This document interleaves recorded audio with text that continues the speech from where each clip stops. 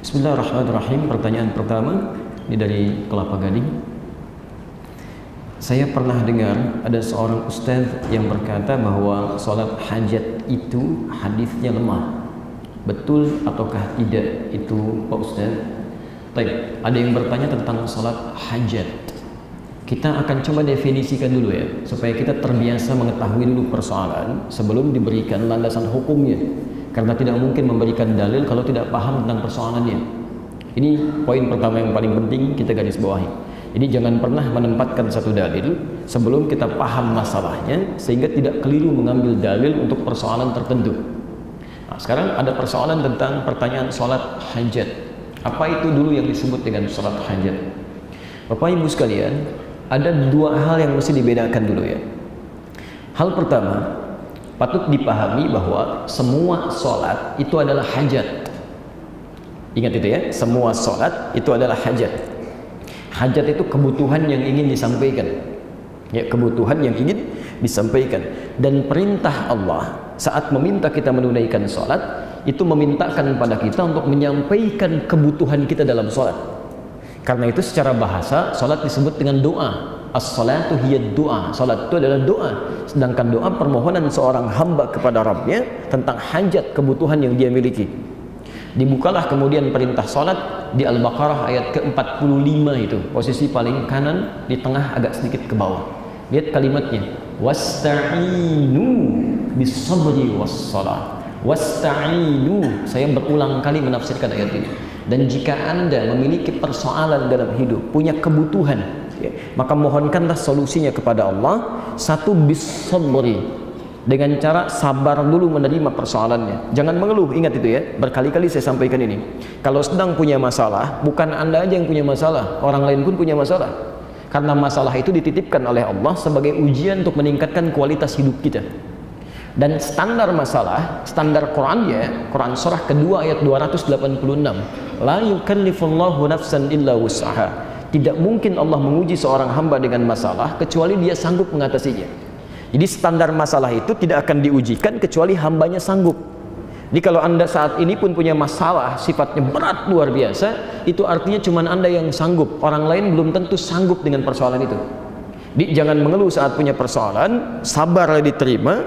Setelah itu wassalah, mintakan hajat solusinya kepada Allah dalam sholat. Karena itulah ketika sholat kita kemudian memohon kepada Allah. Perintahnya wasta'inu. Jika Anda ingin robah dalam bentuk hajat, ya, minta tolong, maka kalimat ini berubah kalimatnya dari wasta'inu menjadi nasta'in. Ini standar dalam bahasa Arab, standar. Jadi perintahnya wasta'inu, kan? Wasta'inu. Ini perintahnya fi'il amr namanya, fi'il amr. Jadi ketika Anda ingin rubah dalam bentuk permohonan talab, ya, talabus syai', ini berubah karena ini bentuknya jama', ya, dirubah ke dalam bentuk jama' menjadi singkatan dari nahnu, nasta'in. Ya, jadi nasta'in. Oke? Jadi kata Allah, jika Anda punya persoalan, punya hajat, mintakan solusinya. Terima dengan sabar, minta lewat salat, wassalah, kan? Kemudian ketika salat kita minta, ya, diajarkan oleh Allah. Kita ucapkan, kami mohon solusi ya Allah. Ini kami punya hajat, kan? Hanya kepadamu kami minta. Hanya kepadamu disebut dengan iyyaka namanya. Iyyaka. Maka kita katakan iyyaka nasta'in. Dan kalimat ini diajarkan oleh Allah Subhanahu wa taala dalam bacaan salat kita. Disampaikan oleh Nabi sallallahu alaihi wasallam. Iyyaka. Apakah saat salat kita mengucapkan kalimat ini? Ya, kita ucapkan. Iyyaka na'budu wa iyyaka nasta'in. Jadi, saat salat, dalam setiap kesempatan salat, kita menyampaikan hajat ini. Dari sinilah kemudian disimpulkan bahwa setiap sholat itu pada hakikatnya hajat kita kepada Allah. Ya. Sehingga pada umumnya kalau dikatakan, ya, kalau dikatakan adakah sholat hajat? Ya, semua sholat hajat, kan? Jelas ya? Karena setiap sholat kita memohon kepada Allah Subhanahu wa taala. Ini bagian yang pertama. Dan saat Anda mengucapkan kalimat iyyaka na'budu wa iyyaka nasta'in, di hadis qudsiynya di Abu Daud nomor hadis 649, itu hadis qudsi. Abu Daud itu ada 4.800 hadis. Sunan Abu Daud 15 hadis qudsi. Hadis qudsi yang nomor 2 posisi 649 riwayat Abu Hurairah. Di ujung hadisnya dikatakan begini, kurang lebih, lihat bahasanya.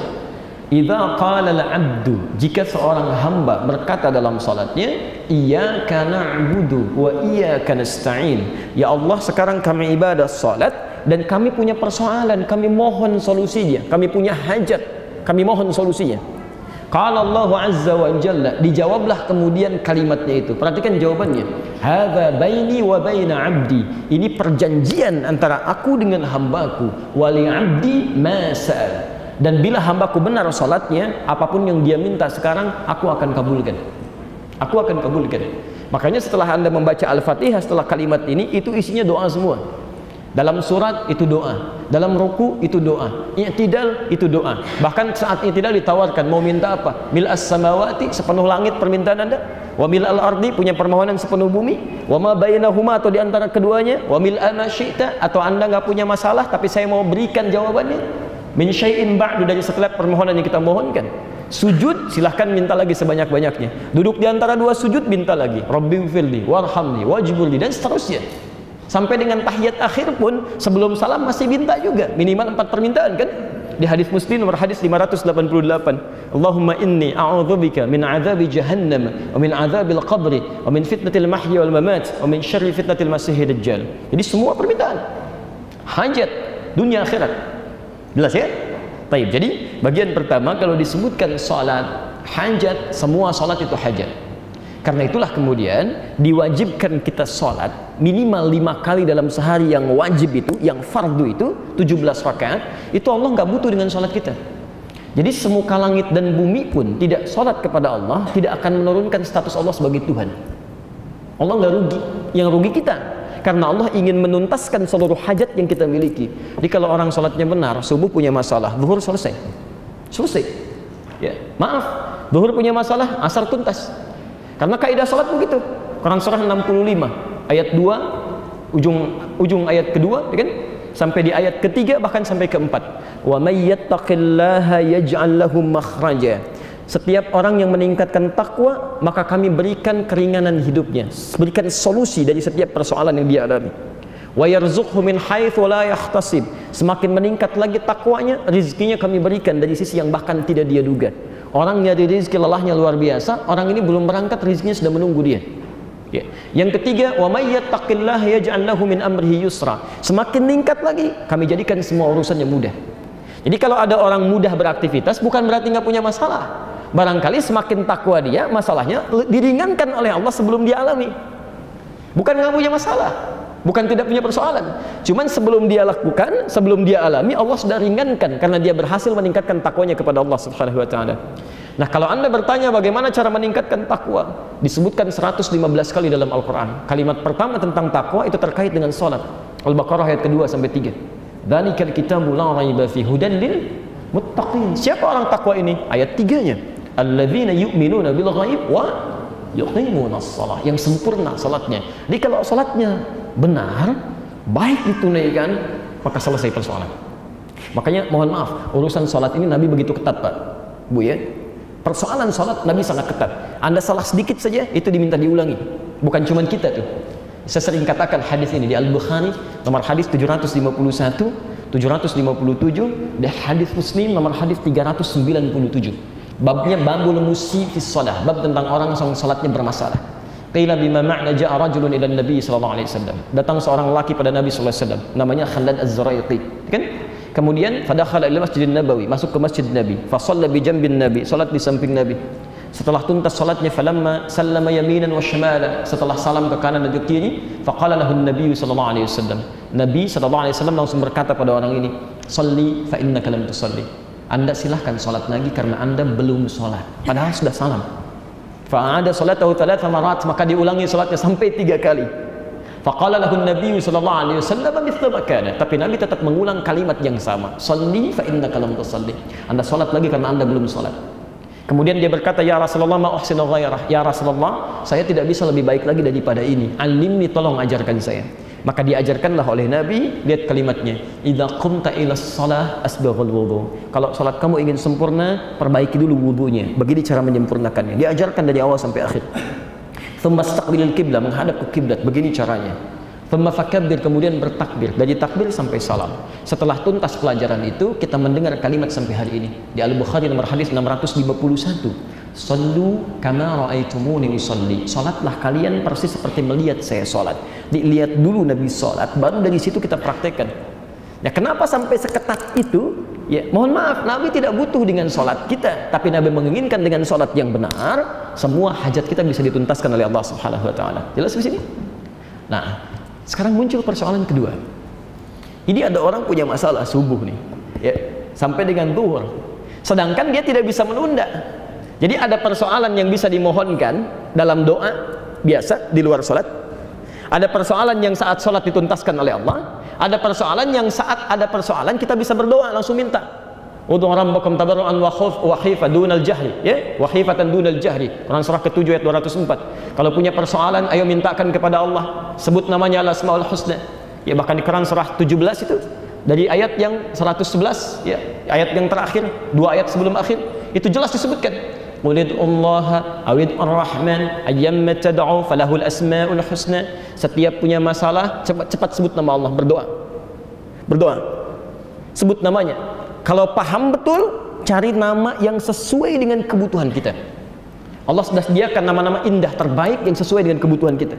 Misal, kita punya masalah, sebut namanya Ya Al-Fattah. Rizki, sebut Ya Razzaq. Ada orang iseng, ya, misal menjelek-jelekan kita, fitnah dan sebagainya, sebut Ya Al-Jabbar, minta perlindungan. Ada masalah luar biasa, sebut Ya Sabr. Ya. Tapi nggak usah disebutkan semuanya, ya. Kadang saya suka dengar para ibu terutama disebut semua namanya, Ya Allah, Ya Rahman, Ya Rahim, Ya Malik, Ya Qudus, ya, semuanya. Ya, antum tadinya nggak butuh, jadi dikasih, jadi repot tuh kan. Nggak punya masalah, sebut Ya Sabr, akhirnya dikasih masalah. Sudah diberikan, mengeluh lagi, kan. Dicari salah satu yang sesuai dengan kebutuhan aja. Cari salah satu, Ya Allah, Ya Al-Fattah, Ya Allah, Ya Qudus, Ya Allah, ya seterusnya. Baik, itu di luar salat. Nah, sekarang bagaimana kalau ada masalah-masalah yang sifatnya sangat serius, yang kebanyakan orang mengatakan ini nggak mungkin nih, nggak mungkin sembuh nih, nggak bisa ini mustahil. Jadi semua sudah angkat tangan. Sedangkan persoalan itu sifatnya mendesak, ya, tidak bisa menunggu waktu salat berikutnya karena persoalan tertentu, ya.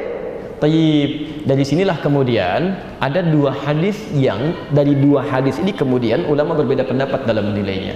Hadis ini berbicara tentang sholat yang khusus ditunaikan di luar waktu-waktu yang telah ditetapkan, bukan yang fardu tadi, dan bukan sholat sunnah biasa, bukan syuruk, bukan duha, bukan rawatib, tapi satu sholat yang dikhususkan dikerjakan, alhamdulillah, ketika terdapat persoalan tertentu yang sangat urgen, yang makhluk sudah mengatakan ini tidak mungkin atau bukan urusan makhluk lagi.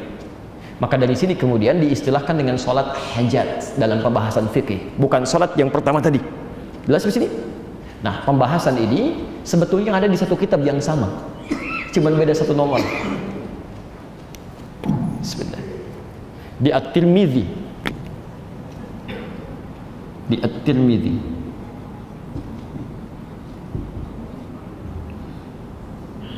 Imam At-Tirmidzi. Nama aslinya Muhammad, ya, berasal dari Tirmidz.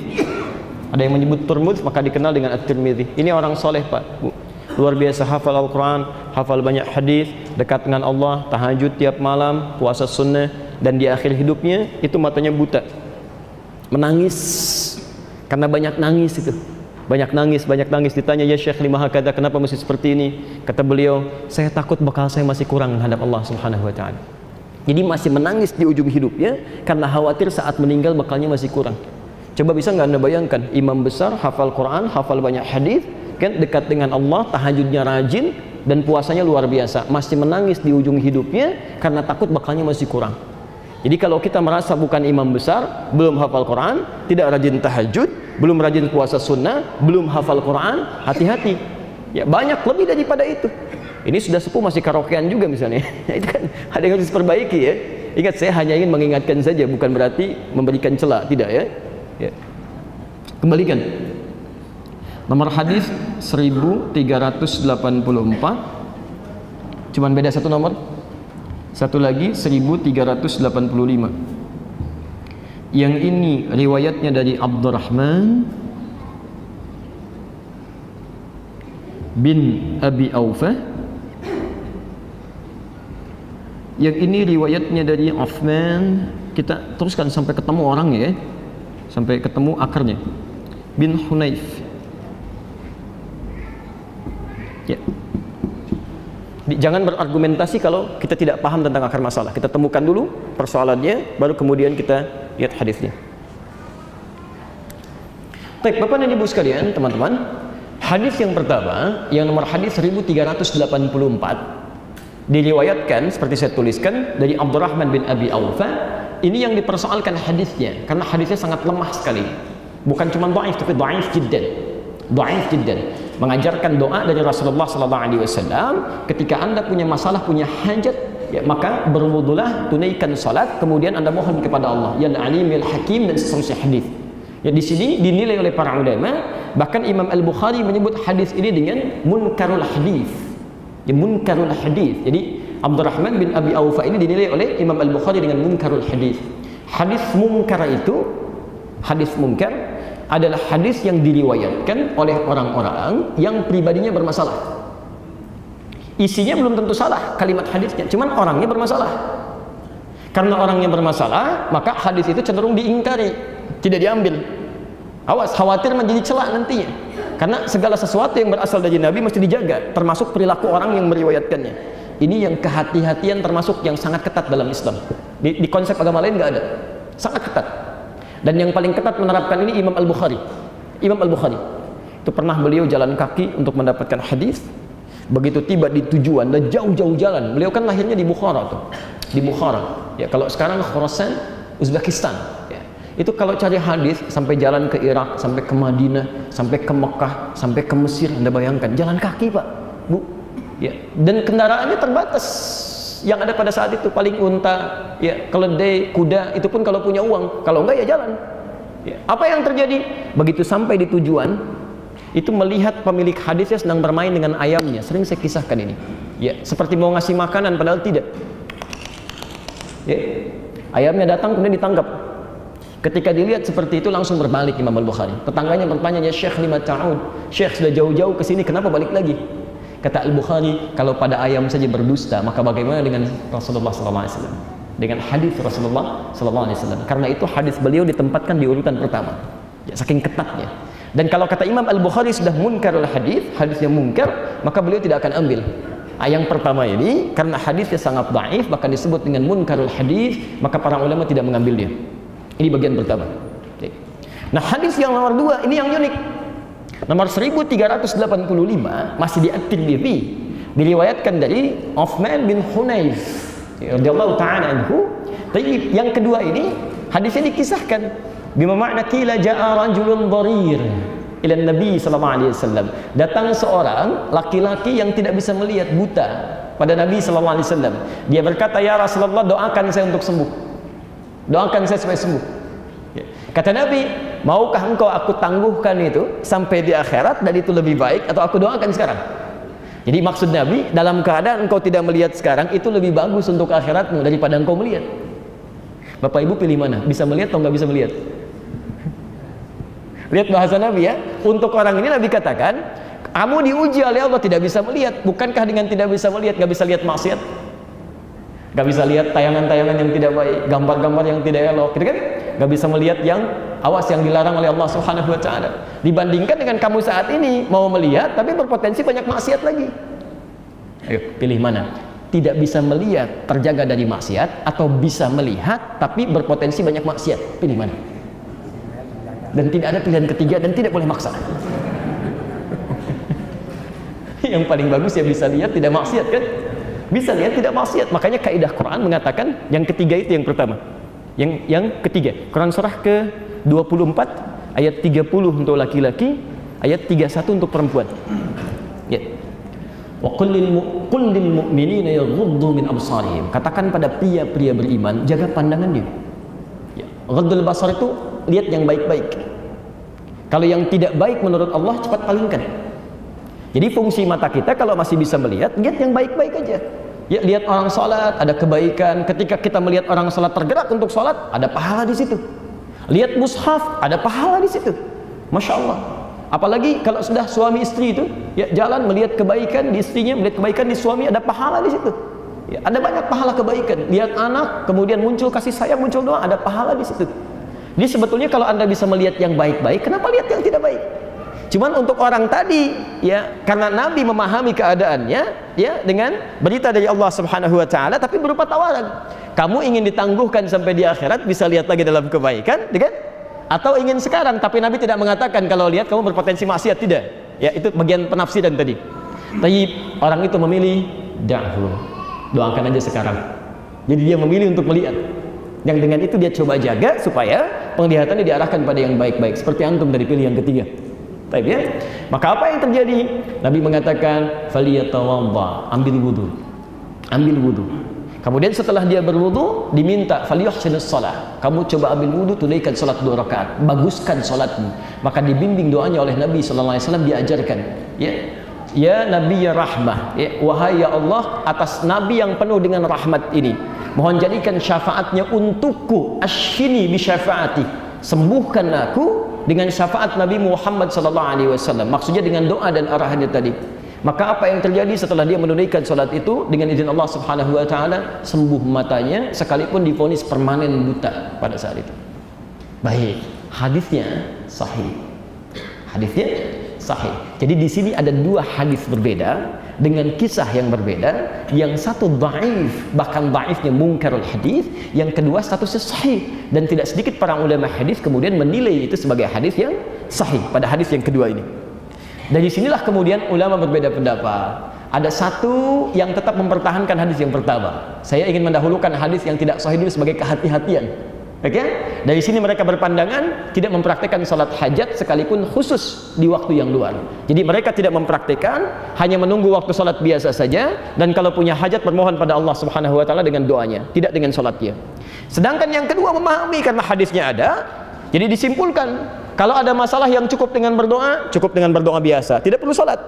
Kalau masalahnya biasa menunggu waktu salat, sampaikan. Tapi kalau pada persoalan yang sifatnya sangat khusus, orang mengatakan mustahil, ada yang dioperasi, dokternya mengatakan ini nggak bisa nih, nggak mungkin, ya, sembuhnya cuma peluangnya 5% saja misal, dan sebagainya, gitu kan?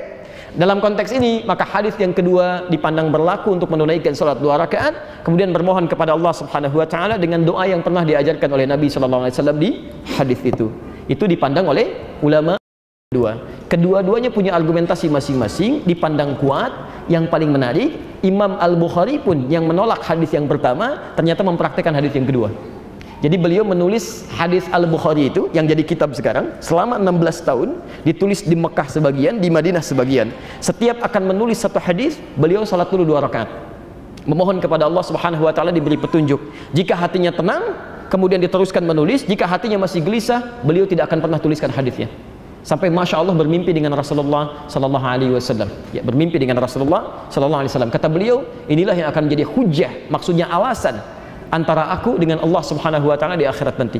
Kalau ditanya, apa hasil ikhtiar kamu sampai berani mencantumkan hadis di sini? Maka beliau menjawab, ya Allah, bukankah aku telah menunaikan salat, bermohon, minta petunjuk sampai memasukkan hadis ini di dalam bukuku. Itu kurang lebih jabaran makna yang disampaikan dari sini.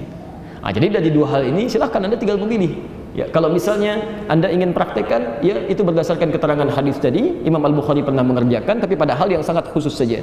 Tapi kalau dipandang cukup dengan menunaikan salat dan berdoa, itu pun tidak ada persoalan di sini. Yang salah yang tidak mau berdoa saat dia kemudian punya masalah. Itu dianggap orang sombong oleh Al-Quran. Innal ladzina yastakbiruna an ibadati, sungguh orang-orang yang sombong tidak mau berdoa kepadaku saat punya masalah, aku akan tenggelamkan dia di dasar neraka jahanam. Kalau kamu berdoa, dia nggak butuh kan?